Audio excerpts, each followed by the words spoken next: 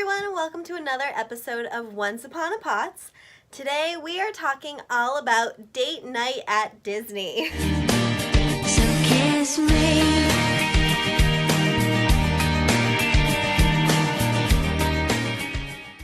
That's right, Disney isn't just for the little kiddos, it's for the kids at heart and adults, and why not be able to make something super magical out of a day in the park?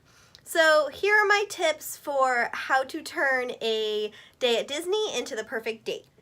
So I know there are 2 Disney parks here in the US, so I'll go ahead and tackle both. We're going to start back east at Walt Disney World, and the first one is Victoria and Albert at Grand Floridian. And this restaurant is spectacular. It's a Michelin-starred restaurant.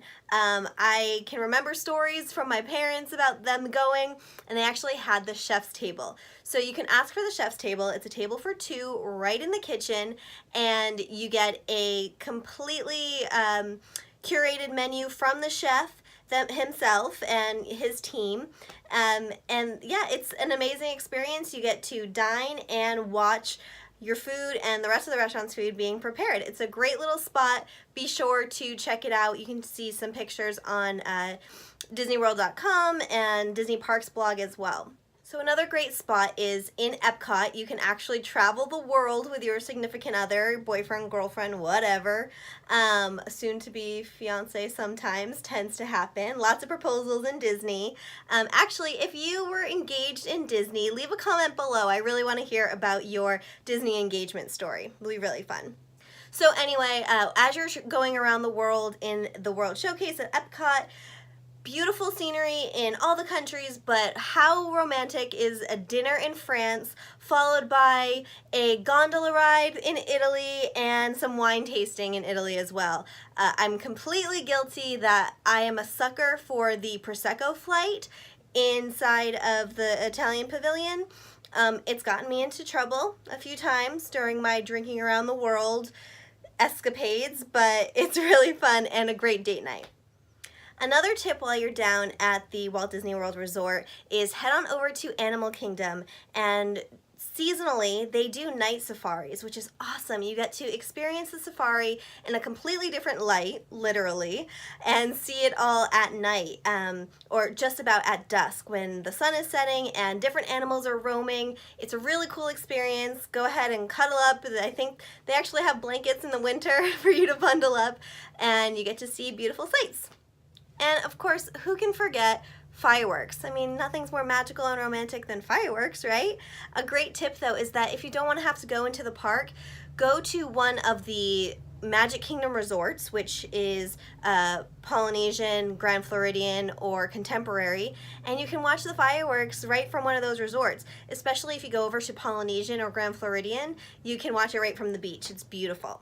So now heading back to my coast over here on the left at Disneyland, there are a lot of great little romantic spots as well. Inside of the Disneyland Resort in the New Orleans Square, there is Blue Bayou. It's actually the restaurant that is right inside of Pirates of the Caribbean. So it's dark all day long. You can totally get the romance going in the dark. It doesn't matter if it's lunch or dinner. You kind of have that beautiful ambiance. There's lanterns everywhere. The food's delicious. So make sure you add that to your date night escapades as well. Here's another little known romantic tip if you want to escape the parks, or if you're in downtown Disney and want a little bit of an escape. Head on into the Grand Californian Hotel, and there's a beautiful fireplace inside their lobby with rocking chairs and big couches and booths. So you can take some time, chill out over there with some Starbucks that you get at downtown Disney. Head over there and you can hang out and snuggle up by the fire. So if you really want to go for broke, there is the Fairy Tale Suite inside of the Disneyland Hotel. Take a look at this thing. It is gorgeous. How beautiful is that bed? Oh my goodness. I mean, if you're gonna propose in Disneyland, pro tip, book this suite for afterwards. Pretty great. Also, make sure that you check out the fireworks or World of Color while you're on the Disneyland property. Both shows are absolutely beautiful. There's also Fantasmic, which has been redone in the past year. So those are my tips for fun little date night spots in the parks. If you have some favorites, please comment below and let me know. And also just be sure to subscribe so you'll see all of our videos and all the fun that's going on. Be sure to follow me on Instagram at Once Upon a Pots.